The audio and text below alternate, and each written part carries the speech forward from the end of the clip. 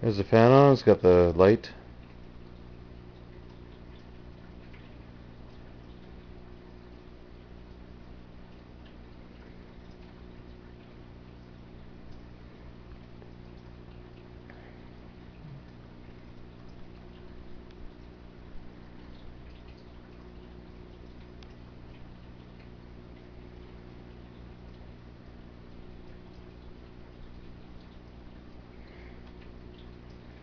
Yep, this is my 4th day in Vernon. I'll be heading home on Wednesday, October 14th from my 7:10 flight from Kelowna to Vancouver. It's better than the Greyhound.